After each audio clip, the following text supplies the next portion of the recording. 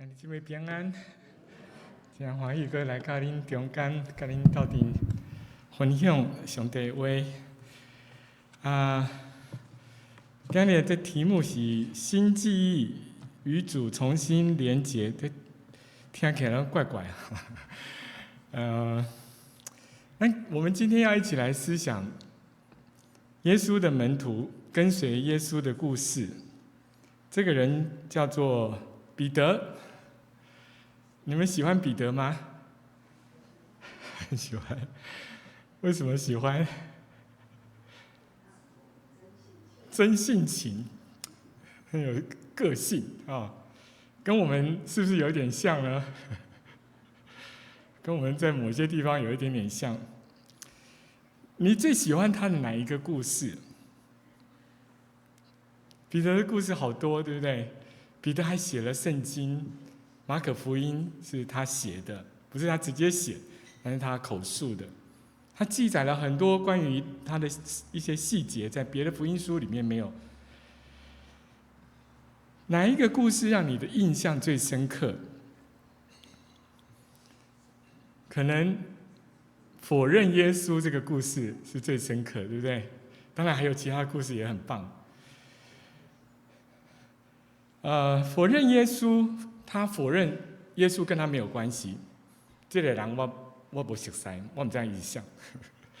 但是我讲的台湾话，跟他讲的台湾话就相像的，一下就听出来了。你不是跟他老乡吗？你台湾来啊，对不对？我们是台湾人，一讲话人家就说：“你是不是台湾来的？”我讲我不能够遮掩我的腔调。否认耶稣这个故事呢，可能是彼得的故事的一个非常高潮的高峰的地方。彼得很胆小吗？他卖耶稣，他很胆小吗？在卖耶稣的这个故事的前面一点点，讲到在客西马尼园的时候，有大祭司的仆人来，彼得做什么？拿刀拿出来就砍下去，砍得很准，就右耳就掉下来了。要是我的，可能连脑袋都砍到了。他就砍到右耳掉下来。耶稣，我们这个故事好像觉得彼得很勇猛，对不对？耶稣预言说他自己要上十字架，彼得做什么？千万不可以，千万不可以！你开玩笑，我跟你跟了3年多了，最后你上十字架，而不是全白搞了一场吗？那他不要让耶稣上十字架。彼得好像展现出是一个非常有自信的人，但是他的自信还有他的冲动，能够保护耶稣吗？能够保护他自己吗？耶稣预言他要受苦，那彼得去阻止。那耶稣说：“西门，西门。”在路加福音22章里面提到：“西门，西门，撒旦要得着你们。”但是呢，耶稣说：“你们惊，你有一天你会不认我，但是呢，你不会失去你的信心，你的信仰不会失去。为什么？因为耶稣在为他祷告。记不记得这段话？耶稣讲到他为他祷告。彼得说 ：“No， 不可能，不可能！耶稣，我就算是跟你一起死，怎么样呢？我也绝对不会不认你的。”好像很勇敢，对吧？好像耶稣很可以靠他一下。彼得他不认识耶稣，他叫耶稣不要上十字架。彼得他也不认识他自己，他不是他像他嘴巴所讲出来那样的一个人。彼得是一个非常有自信、有自负，但也很冲动的人。但是呢，他也是很鲁莽。所有这些东西加在一起呢，就是告诉我们一件事情。彼得不能够保护耶稣，他也不能够保护他自己。就在他把大祭司的仆人的右耳削掉的那个晚上呢，同一天同一个晚上，几个钟头之后，他就3次不否认耶稣。那他说：“耶稣，这个我跟他不认识，我跟他没有关系，你不要乱讲。”是谁在问彼得这件事情？是大祭司吗？是军人吗？是谁在问？一个小小的使女，一个 slave， 一个使女，在炭火旁边，特别记得这个场景，在一个炭火旁边，他说：“你跟耶稣是一起的。”这么一个小使女讲这一件小事情，彼得就感受到一个非常非常大的压力，对不对？他立刻跟耶稣撇清关系，说：“你是胡说八道什么？我根本不认识他。”他马上要跟耶稣切断关系，他害怕冲突，他里面非常的懦弱，外面好像很勇敢很凶，但是他里面呢很懦弱，懦弱跟蛮力两个加在一起，这就是彼得。耶稣认不认识彼得是这样的人？知不知道？耶稣是那天你是这种人哦，是吗？耶稣早就知道他是这样的人。耶稣说了什么话？他对彼得说什么？他说：“我已经为你祈求了，我已经为你祷告了，使你不至于失去信心，或者不至于失去对我的信仰。你回头以后，你要去坚固 strengthen， 你要强化，你要使你的弟兄呢更加的强壮勇敢。你要去兼顾你的弟兄。”这是路加福音22章里面提到的。这个彼得的故事的关键里面呢，让我们看见耶稣知道彼得是谁，他认识彼得的外面，他也认识彼得的内在。他知道彼得会犯非常严重的错误，他会否认他跟他之间的关系，但是他也知道彼得会回头，会 turn back， 意思就是他会悔改。为什么呢？为什么耶稣有这个把握？因为耶稣在为他做什么？为他祷告。因为我已经为你祈求了，你不会失去信心。你就算会否认我，你就算要跟我撇清关系，但是你不会失去信心的。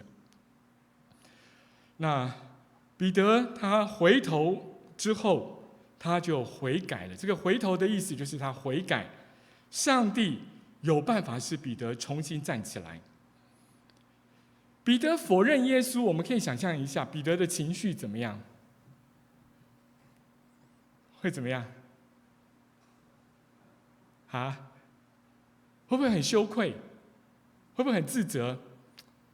甚至打自己我哪安呢？我怎么做这种事情？路加福音22章，我们没有时间读这么多经文，但是我引用它，就讲到呢，只有在路加福音这讲的特别仔细。耶稣就回头过来，当彼得说了3次不认主以后，耶稣就怎么样呢？回头过来看着彼得。耶稣什么话都没有讲，这一眼看呢，厉害不厉害？什么话都卖讲啊，对吧？耶稣这样看他一眼，彼得就怎么样呢？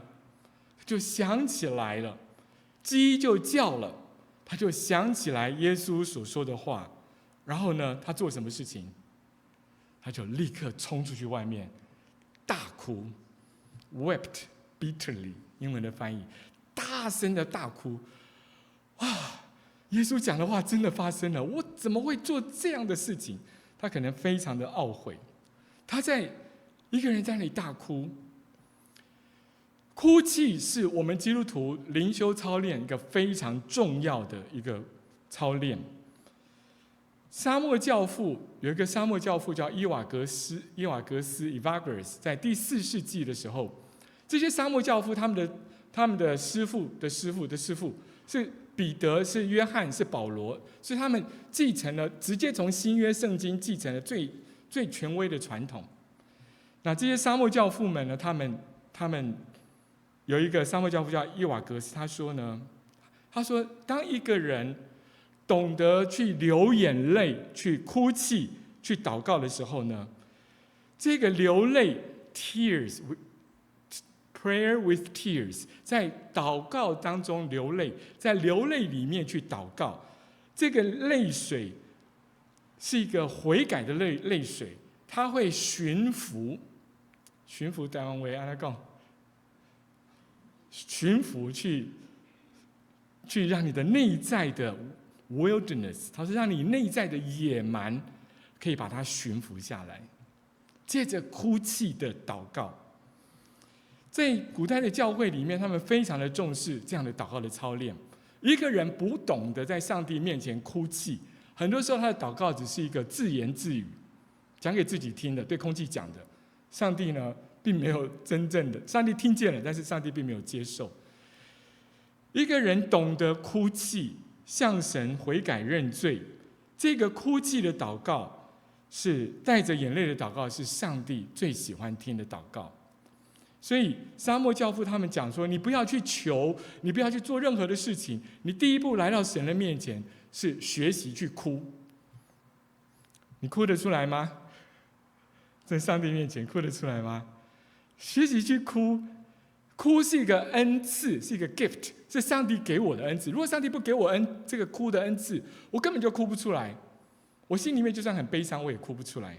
所以我们可以到上帝的面前去求上帝给我们眼泪。眼泪不是一个绝望的哭泣，而是一个整个灵魂全然的谦卑下来，去向神呼求。用我们上个礼拜所讲的耶稣心祷，在哭泣当中去跟耶稣说什么？主耶稣基督，上帝的囝，怜悯我这个罪人。承认我是一个罪人。彼得在那时候，他没有讲，但是我相信他觉得非常的 shame， 非常的丢脸。我怎么会做出这样的事情来？很多的时候，我们在面对悲伤、面对绝望、面对忧郁，就无助了，心情就无助，那个忧闷的感觉，不是去买一杯泡沫红茶，买一杯珍珠奶茶，我的心情就会好，没有这么简单，对不对？去外面去逛街，去吃东西，去 Banff 去玩，回来还是一样就无助了，非常的烦。很多时候，在这种情况底下，不要从外面去解决你里面的问题，而是带着眼泪来到上帝的面前去哭泣。所以呢，他们说哭泣、流泪是祷告的第一步。你要不要回去试试看？你说：“哎，我有什么好哭的？我的日子过得好得不得了，没什么好哭的。”不一定是真的流物质的眼泪下来，而是在神的面前一种抓着神说：“主啊，我非常的绝望，我非常的郁闷，我非常的痛苦。”我里面非常的沉重，求你来救我。这样一个谦卑去求助于上帝的态度，是我们跟上帝 reconnect， 跟上帝重新连结最重要的一步。所以呢，当彼得在那里哭泣的时候，他承认他是一个罪人，否认耶稣这件事情，在彼得的内在世界产生了很大的 guilty shame 罪恶感。我必定来做这种代志，我是这是头，我是班长，我是整个耶稣的班的班长，我这样的做，别人都笑死我了，我以后怎么做人，我怎么在他面前？彼得一定有非常多的羞愧自责，在他的灵魂里面有一个创伤，有一个 trauma， 这个创伤是在他的记忆里面，他看见他自己是一个多么糟糕的人。我是一个会否认耶稣，我才刚刚讲过，耶稣你死，我一定会跟随你的。一个小小的使女，人家没有拿刀，没有拿枪来对着我，一个小小的使女就让我赶快跟耶稣撇清关系，我不认识这个人。在彼得的里面，他的记忆呢，深深的烙下了一个记忆，非常深的记忆。这是谁造成的呢？耶稣说是魔鬼造成的。魔鬼想要得到你们，但是魔鬼有办法得到彼得吗？他暂时打败了彼得。彼得他可能在想说：“哎呀，我怎么做这样的事情？我之前对耶稣讲过委身的话，变成一个笑话了。以后人家想起来就嘿彼得，刚才也不给龟，只会吹牛说大话，真的是一个小使女就把他打败了，都不要做什么事情。”彼得的信仰会不会崩溃了？是从此就完蛋了，崩溃了。魔鬼想要把彼得的信心，耶稣说魔鬼像塞麦子一样，要把彼得的信心塞掉。魔鬼有做到吗？魔鬼有成功吗？魔鬼没有成功，为什么？不是因为彼得很厉害，而是因为什么？耶稣在为他祷告。耶稣有没有在为你祷告？有没有？耶稣在十字架上为你祷告。耶稣在天上，希伯来书告诉我们，他是一个大祭司，他在父的面前为我们代求，他会提到你的名字，求你怜悯他。他住在 Burnaby， 他怎么样怎么样，他有个需要。耶稣在为我们祷告。耶稣为彼得祷告几个钟头之后，耶稣就上了十字架。在隔天，在十字架上，他为彼得死了，他也为你为我死了。耶稣在十字架上打败了魔鬼的工作，所以呢，耶稣在十字架上可以把彼得从魔鬼的手中抢救回来，他可以救彼得。好，之后呢，除了耶稣在十字架上赦免他的罪，然后耶稣复活之后，我们就回到这个约翰福音21章这段故事。耶稣做了什么事情呢？门徒他们到提比利亚海边去打鱼啊，可能他们觉得肚子饿了要吃鱼，也可能他们怎么样，失去了生命的目标了。耶稣复活了，但是不知道到哪里去了。我们接下来要怎么办？耶稣到底到哪里去了？不晓得。他们就去打鱼。我们故事很快的跳到中间的地方。他们圣经说他们打了一个晚上的鱼，没有打到几条鱼，可能有几条，但是呢太少了。他们发现了什么事情呢？耶稣来找他们。耶稣在提比利亚海的岸边，他们在海上面打鱼，搞了老半天，什么都没有打到什么。但是他们看到远远的地方，看到岸上面有一个人，谁的眼睛最利？认出来是谁？约翰。圣经都说耶稣所爱的那门徒就是约翰。约翰看见了，耶稣在那里，他就立刻告诉谁？告诉彼得。彼得，是主在那里。那可能天还刚刚亮，然后他们看到岸上面有一个炭火，那彼得就赶快把起衣服来，就披到身上去，就呢从船上跳下去，就游泳，要游到岸上去。他们到了岸上以后呢，他们看见在岸上有一个什么东西啊？有一个炭火，炭火上面有什么？有鱼，已经烤好的 barbecue 的鱼，香香的。记不记得耶稣？我刚刚讲过，耶稣在被卖的那一个晚上，彼得在哪里出卖耶稣的？在哪里3次否认耶稣？在哪里？炭火旁边。记得吗？约翰福音的18章，他讲到天很冷，大家就围着那个炭火在烤火，而且呢，约翰很仔细，他说彼得就靠过去，彼得也靠过去，站在他们那边呢，也在那边取暖，大家都很温暖。谁的身体最冷？耶稣的身体最冷，耶稣的心也非常冷，对不对？彼得在那边烤暖，他每次从那以后，我们可以想象，每次彼得看到那个 charcoal fire， 看到那个炭火，不是在 campfire， 哇，我们可以 celebrate， 我们可以开心。每次彼得看到有一个炭火的时候，他会有什么联想？丢脸啊！我在那个炭火旁边，我做了一个非常非常 shame 的、很丢脸的事情。在炭火对彼得来讲是一个可怕的记忆。是一个创伤，是一个失败，是一个羞辱。英文说是一个 stigma， 是一个耻辱。耶稣来到他们的面前做什么事情？耶稣给他一个新的炭火，要给他一个全新的记忆，要把他里面那个创伤的记忆、创伤的经验，耶稣要给他完全的更新过来。耶稣做什么呢？耶稣自己起了一个炭火。然后呢，放了几条鱼在上面，烤了鱼，然后给他们吃。彼得不但看见了炭火，他也吃到耶稣所烤的鱼，那个温暖，那个接纳，那个没有嫌弃他、没有责备他的那个完全的爱。彼得在那一条鱼的身上呢，经历到耶稣的对他的生命的重建。耶稣给他一个新的炭火，告诉他：彼得，以后这辈子，任何时候你看冬天的时候、春天的时候看到炭火，你不要再想到你出卖我的那一件事情，你要想到今天，我在炭火旁边与你重新建立新的关系。耶稣要重建他的记忆，因为耶稣知道彼得他的内在渴望跟耶稣连结，对不对？我们刚刚讲，约翰这边说：“嘿嘿嘿，耶稣耶稣！”彼得做什么？彼得就立刻跳下去了。哇，有啊有啊有啊！彼得的内在世界怎么样？他想不想靠近耶稣？想不想？他渴望去靠近耶稣。耶稣知道彼得的内在世界，他想要来重建彼得的跟彼得之间的关系。所以这是我们今天的题目。耶稣给他一个新的记忆，要让彼得跟他有 reconnection， 跟他有一个重新的连结。在彼得的心里面，给他一个新的爱的记忆。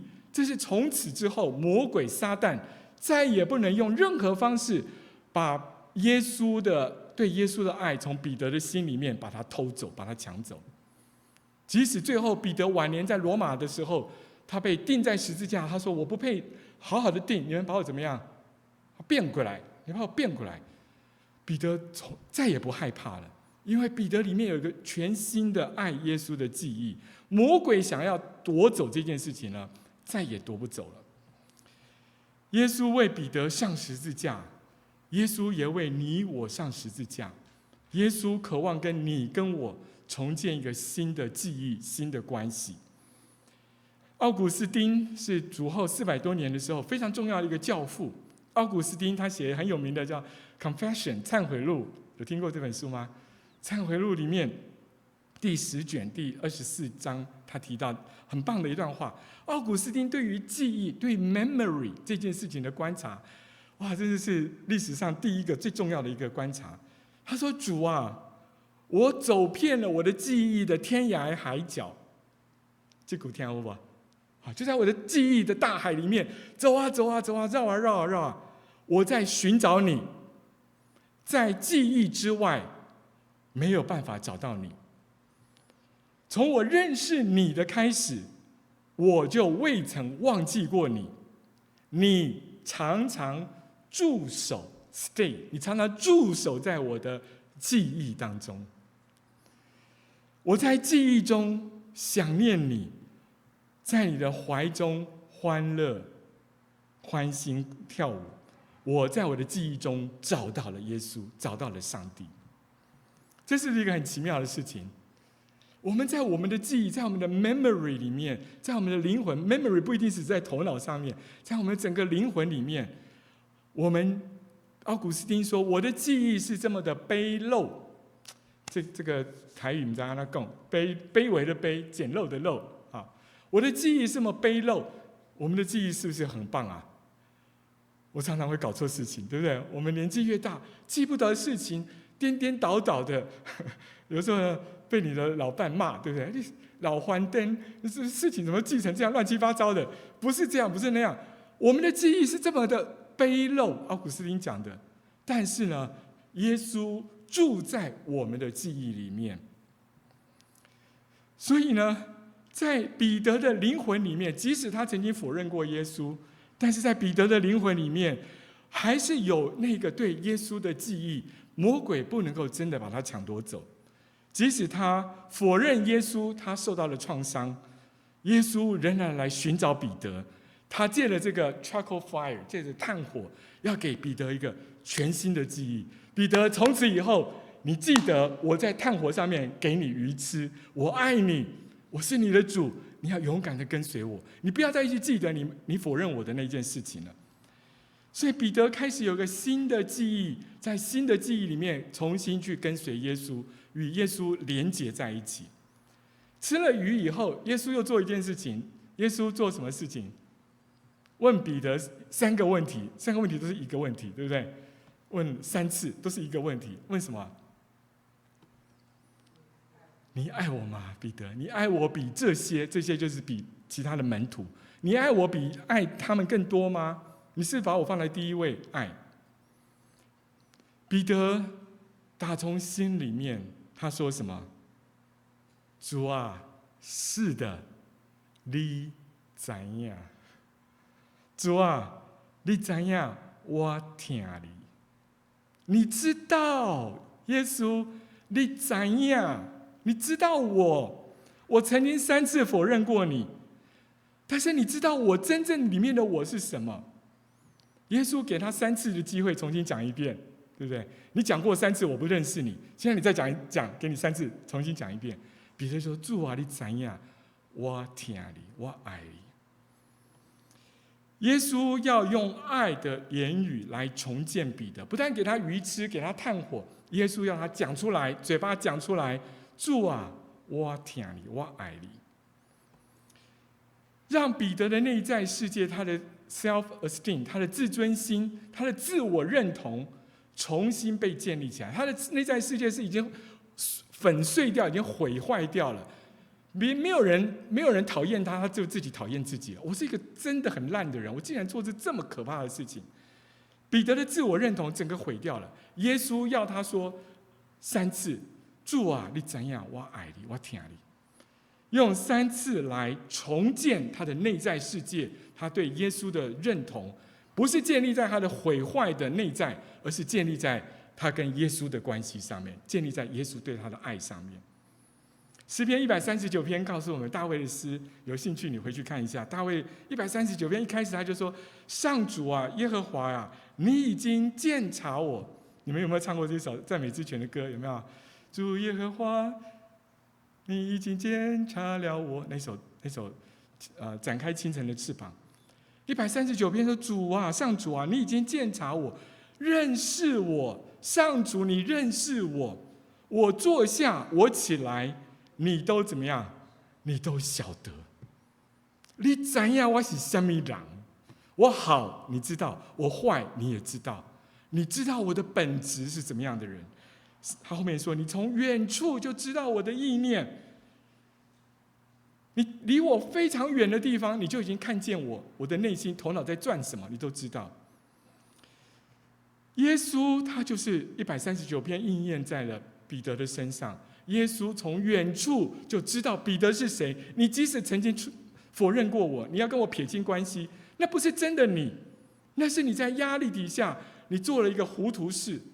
但是我要帮助你，以后不要再做这件事情。